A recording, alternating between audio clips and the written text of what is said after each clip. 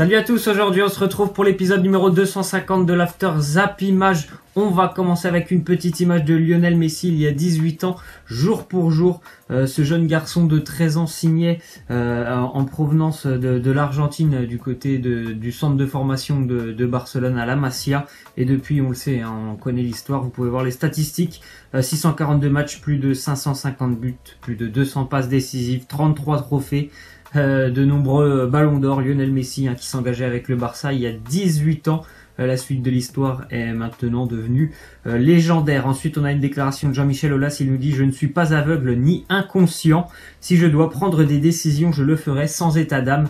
Je l'ai déjà montré, semaine très importante comme on en a parlé un petit peu hier pour l'Olympique Lyonnais. Avec le retour en Ligue des Champions, même si je pense qu'ils n'ont pas grand espoir en se déplaçant du côté de Manchester City. Il y a ce match face à Marseille en fin de semaine, c'est un début de saison encore une fois plutôt mauvais quand même pour l'Olympique Lyonnais. Bruno Genesio, je pense que voilà, il est toujours bien soutenu par les dirigeants et par notamment Jean-Michel Aulas. Mais il faut quand même que voilà, au bout d'un moment, il faut que les résultats arrivent du côté de Lyon. Ensuite, on a une déclaration de Guardiola. Il nous dit ce n'est pas un secret que nous sommes très satisfaits de Raheem Sterling. Le club connaît mon opinion sur sa prolongation de contrat. Nous avons partagé nos opinions et après cela se passe entre le club et son agent. Raheem Sterling qui était cet été de nombreuses fois évoqué comme une éventuelle nouvelle recrue du Real Madrid. Pour le moment, il n'a toujours pas prolongé avec City et pourtant, et je trouve que l'année dernière, il a fait une très très belle saison. Raheem Sterling, c'est un joueur très important, on connaît ses qualités, hein, notamment la rapidité et la technique. Guardiola est très satisfait de lui, donc actuellement, c'est toujours en cours de discussion pour une prolongation de Sterling. Ensuite, on a appris que normalement, Benjamin Mendy serait forfait pour le match face à l'Olympique lyonnais ce mercredi, suite à sa blessure ce week-end. Bon, après, c'est certainement déjà intelligent de ne pas le faire jouer parce que bon, il ne sera certainement pas à 100% et en plus de ça, même si la blessure n'est pas très grave, il faut pas le refaire jouer. Hein, Benjamin Mendy, on sait ce qui s'est passé l'année dernière. Il faudrait pas aggraver, voilà, s'il y a un petit quelque chose pour Mendy. Donc normalement, il ne sera pas présent face à Lyon, ce qui ne va pas empêcher City d'avoir une équipe ultra compétitive. Ensuite, on voit que l'Olympique de Marseille a inscrit 14 buts au cours des 5 premières journées de Ligue 1 cette année. Ça fait 64 ans que l'OM n'avait pas connu une telle entame de championnat. Ils sont repartis sur les mêmes bases que l'année dernière avec une attaque très prolifique. Ça marque sur tous les fronts de l'attaque du côté de l'Olympique de Marseille, peut-être même plus au niveau, on va dire, des joueurs, des milieux offensifs ou des ailiers que des réels numéro 9, comme on le sait, comme on en a déjà parlé, Valère Germain ou Kostas Mitroglou. Mais en tout cas, c'est une équipe voilà, offensivement est très très intéressante. L'équipe de l'Olympique de Marseille, ça marque beaucoup. C'est assez spectaculaire. Ensuite, on a une déclaration d'Aymen Abdennour. Il nous dit « Je vis une situation difficile à Marseille, mais je veux me battre en ce moment. Ce n'est pas top pour moi, ce n'est pas ce que je souhaite. Cela fait partie de la belle carrière que j'ai faite jusqu'à aujourd'hui. » C'est vrai que depuis qu'il est arrivé à Marseille, c'est très très compliqué pour Aymen Abdennour. Franchement, il a presque 0 minute du côté de Marseille. Il essaye de se battre, je pense. Je pense qu'il essaye de donner le meilleur de lui-même à l'entraînement. Mais franchement, je pense que ça va être compliqué. Il part de très très loin par rapport à certains quand même, Aymen Abdennour. Ensuite, on a une petite déclaration de Thomas Tuchel. Il nous dit « La Ligue 1 est un championnat très dur physiquement, avec des joueurs très forts. Comme Marcus Thuram de Guingamp, il va vite, il est endurant, il dribble bien, il est bon dans le jeu aérien. » C'est vrai que la Ligue 1 est certainement un championnat plus physique que certains autres des grands qu'on peut citer, comme l'Allemagne ou l'Italie ou l'Espagne. Peut-être qu'il y a un équivalent avec l'Angleterre, mais je pense qu'en Ligue 1, oui, on a un championnat quand même assez physique. Mais depuis quelques années, je trouve aussi que voilà, techniquement, c'est beaucoup mieux ce qu'on voit en Ligue 1. Il y a des joueurs qui sont assez complets, comme il le dit. Là, il nous parle de Marcus Thuram, mais il y en a vraiment aussi qui sont assez complets. Donc, je trouve que c'est de mieux en mieux ce qu'on voit en Ligue 1. Ensuite, on a une déclaration de Jürgen Klopp, entraîneur de Liverpool, sur Neymar. Il nous dit « C'est un joueur incroyable, extraordinaire. Je ne pense pas qu'il soit un joueur qui tente d'en faire trop. Il veut se protéger et cela me semble normal. Il n'est plus blessé.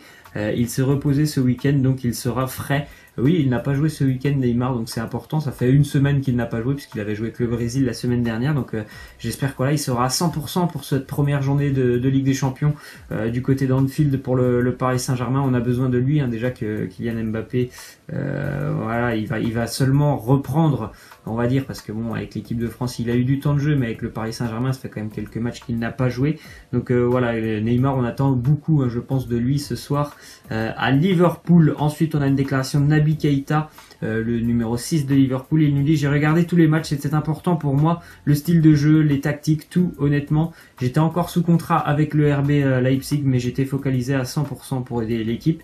Mais je regardais quand même tous les matchs de Liverpool et on voit que ça lui a certainement servi, parce que à l'heure actuelle, il s'est très bien adapté avec son nouveau système de jeu et c'est un titulaire indiscutable. Comme hier, on avait pu en parler de Fabinho, Naby Keïta, franchement, il s'est imposé pour le moment au sein du club de Liverpool. Ensuite, une déclaration de Dani Alves, il nous dit: nous ne pouvons pas cacher notre objectif principal par peur de l'échec. Je suis venu à Paris pour remporter la Ligue des Champions et ça sera mon défi.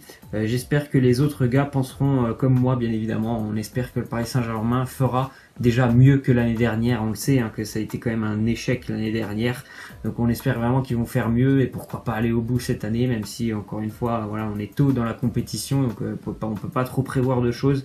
Mais l'objectif du Paris Saint-Germain, on le sait tous, que c'est pas la Ligue 1, c'est bien évidemment la Ligue des Champions. Ensuite, encore une fois, une nouvelle anecdote incroyable sur N'Golo Kanté. C'était ce week-end après la victoire face à Cardiff samedi.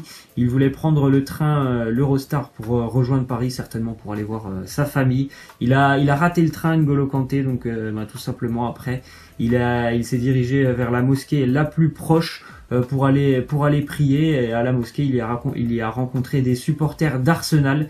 Certains l'ont reconnu et un supporter l'a même invité chez lui. Donc voilà, qu'est-ce qui s'est passé ce soir-là?